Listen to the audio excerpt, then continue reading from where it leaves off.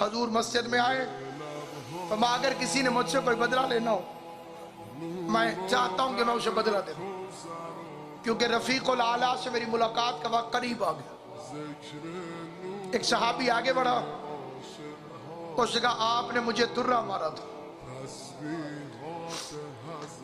میں درے کا بدلہ لینا چاہتا ہوں۔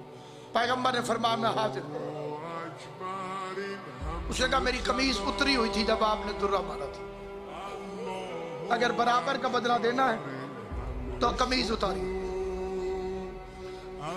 اس واقعے کی مزید تفصیلات لمبی ہو جائیں گی اور یہ وقت کسی لمبی روایت کا متحمل نہیں ہے، اشارتاً گزر جاؤں گا۔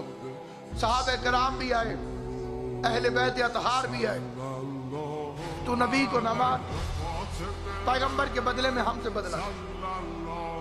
لیکن اس نے کہا کہ یہ پڑا ہے درہ، میں نے تو نہیں کہا کہ مار، حضور نے فرمایا ہے تو میں آیا ہوں، اگر حضور درہ مارنے دے تو میں بدلہ لیتا ہوں، ورنہ میں چپ کر کے کھڑا ہوں۔ حضور نے فرمایا بلال، جی مولا، میرے گھر سے جا کے درہ لے۔ اس کا نام تھا ممشوق، درے کا نام۔ لینے کے لیے بلال دروازے پر آیا۔ مخدوم کونین نے پوچھا کیوں؟ کہا درہ چاہیے۔ کیوں؟ آپ کے بابا نے منگوایا۔ بلال میرا بابا تو مریض ہے،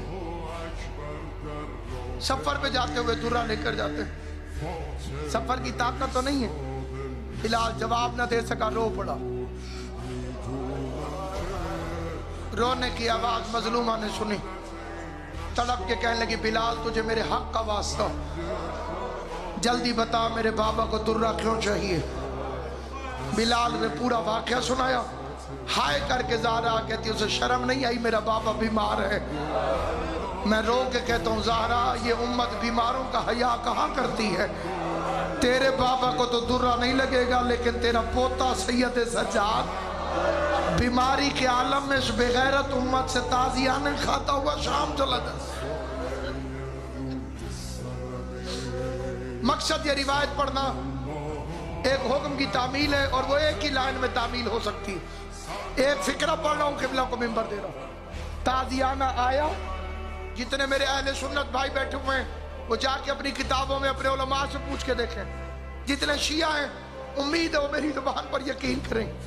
اور اس نے کہا میری قمیض اتری ہوئی تھی، پیغمبر نے قمیض اتاری۔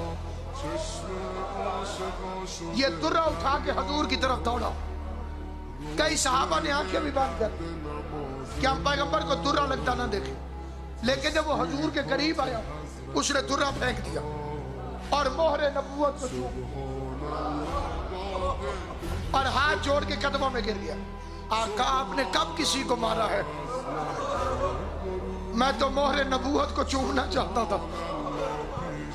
روایت ختم ہو گئی، ایک لائن کا سوال، اسی کا جواب چاہے دل میں دے دینا چاہے ہائے کر کے دے دینا، اور میں منبر چھوڑ رہا ہوں۔ بدو نے آقا کی مہر نبوت کو چوم لیا۔ اس نے بآواز بلند کہا آپ نے کبھی کسی کو نہیں مارا تو مجھے کیوں مارتے؟ کیا حضور کو پتا نہیں تھا کہ میں نے اسے درہ نہیں مارا؟ کیا آقا کو پتا نہیں تھا؟ پیغمبر کو پتا نہیں تھا؟ شہنشاہ انبیاء کو پتا نہیں تھا؟ پیغمبر اعظم نہیں جانتے تھے؟ بولو، پورے مجمع سے سوال، جو چیز بدو کو پتا تھی کہ میں نے تازیانہ نہیں مارا، کیا نبیوں کے سلطان کو قبلہ جی پتا نہیں تھا؟ شاہ جی پتا تھا نا، پھر نبی نے اسے جھٹلایا کیوں نہیں؟